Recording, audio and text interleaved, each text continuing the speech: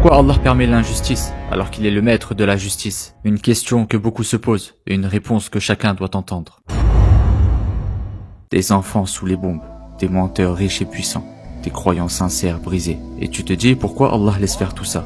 Où est sa justice quand le mal triomphe et le bien souffre? Cette question, on se l'est tous posée. Voici une réponse simple, spirituelle. D'abord, ce monde n'est pas un tribunal, c'est un test, un lieu où l'homme est libre. Libre d'aimer ou de trahir, libre de faire le bien ou le pire. Et c'est là l'origine de l'injustice. Elle ne vient pas de Dieu, elle vient des hommes.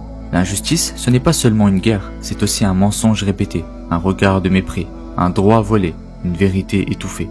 Parfois elle crie, parfois elle se déguise. Mais ce que Dieu permet ne veut pas dire qu'il approuve. Il voit, il entend, il note. Mais il attend, pas parce qu'il est faible, parce qu'il est juste. Et dans le Coran il est dit, nous leur donnons du répit pour qu'ils augmentent leurs fautes. Leur silence c'est un piège, leur confort c'est un délai. Ce qu'ils croient être une victoire est une chute à retardement. Patienter, ce n'est pas se taire, c'est résister sans perdre son âme. C'est croire que la justice viendra, pas de la main des hommes, mais de celui qui voit tout et qui ne dort jamais. Et toi, l'opprimé, tu penses que ton cri est perdu?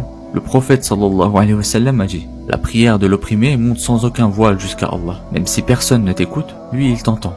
Et même si tu ne comprends pas aujourd'hui, un jour, tu verras pourquoi tout ça avait un sens. Il est dit dans le Coran, celui qui fait le poids d'un atome de bien le verra, et celui qui fait le poids d'un atome de mal le verra. Rien n'est oublié, rien n'est laissé au hasard. Ce monde, c'est l'épreuve.